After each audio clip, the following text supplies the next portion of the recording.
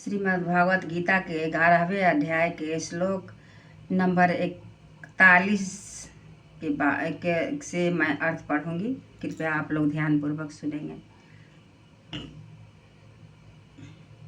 हे परमेश्वर, सखा ऐसे मानकर आपके इस प्रभाव को न जानते हुए मेरे द्वारा प्रेम से अथवा प्रमाद से भी हे कृष्ण, हे यादव, हे सखे, इस प्रकार जो कुछ हठ पूर्वक कहा गया है और हे अत्युच्च, आप हंसी के लिए विहार, शय्या, आसन और भोजनादि को में अकेले अथवा उन सखाओं के सामने भी अपमानित किए गए हैं, वह सब अपराध अप्रमेय स्वरूप अर्थात अचित्त प्रभाव वाले आपसे मैं क्षमा करता हूँ।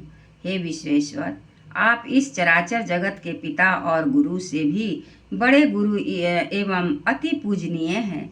हे अतिशय प्रभाव वाले, तीनों लोकों में आपके समान भी दूसरा कोई नहीं है, फिर अधिक कैसे होवे। इससे हे प्रभु, मैं शरीर को अच्छी प्रकार चरणों में रख के और प्रणाम करके स्तुति करने जोग आप ईश्वर को प्रसन्न करने के लिए प्रार्थना करता हूँ। हे देव, पिता जैसे पुत्र और सखा जैसे सखा और पति जैसे पति, प्रिय स्त्री, वैसे ही आप भी मेरे आराध्य हो को सहन करने के लिए योग्य हैं।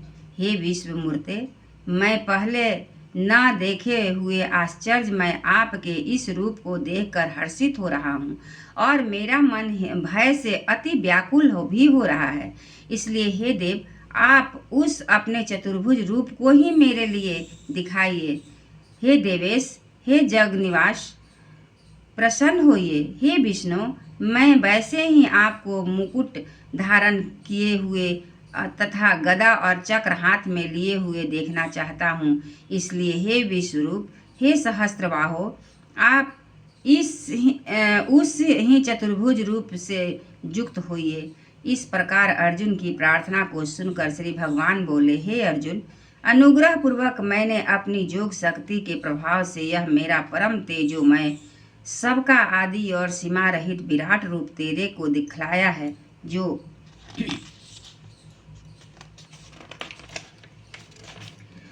कि तेरे सिवा दूसरे से पहले नहीं देखा गया। हे अर्जुन, मनुष्य लोक में इस प्रकार विश्व रूप वाला मैं न वेद और यज्ञों के अध्ययन से तथा न दान से और न क्रियाओं से और न उग्र तपों से ही तेरे सिवा दूसरे में देखा जाने को शक्य हूँ।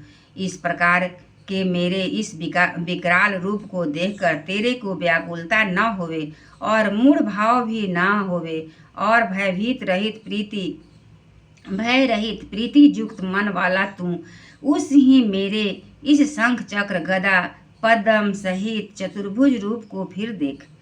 उसके उपरांत संजय बोले, हे राजन, वासुदेव भगवान ने अर्जुन के प्रति इस प्रकार कहकर फिर वैसे ही अपने चतुर्भुज रूप को दिखाया और फिर महात्मा कृष्ण ने सौम्य मूर्ति होकर इस भय विहित हुए अर्जुन को धीरज दिया। उसके उपरांत अर्जुन बोले, हे जनार्दन, आपके इस अति शांत मनुष्य रूप को देखकर अब मैं शांत चित हुआ, अपने स्वभाव को प्राप्त हो गया हूँ। इस प्रकार अर्जुन के वचन को सुनकर श्री कृष्ण भगवान बोले, हे अर्जुन, मेरा यह चतुर्भुज रूप देखने को अति दुर्लभ है कि जिसको तुमने देखा है, क्योंकि देवता भी सदा इस रूप के दर्शन करने की इच्छा वाले हैं।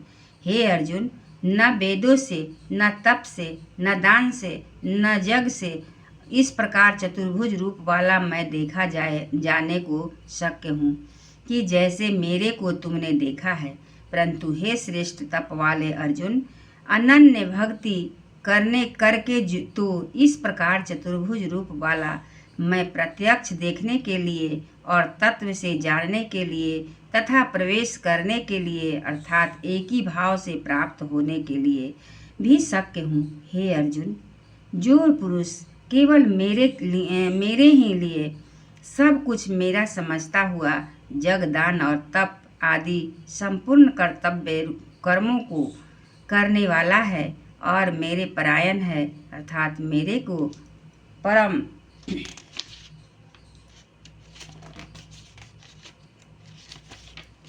आश्रय और परम गति मानकर मेरी प्राप्ति के लिए तत्पर है तथा मेरा भक्त है, अर्थात मेरे नाम गुण प्रभाव और रहस्य के श्रवण कीर्तन मनन ध्यान और पठन पाठन का प्रेम सहित निष्काम भाव से निरंतर अभ्यास करने वाला है और आसक्ति रहित है, अर्थात स्त्री पुत्र और धनादि संपूर्ण सांसारिक पदार्थों में स्नेह रहित है और संपूर्ण भूत प्राणियों में वैर भाव से रहित है, ऐसा वह अनन्य भक्ति वाला पुरुष मेरे को ही प्राप्त होता है।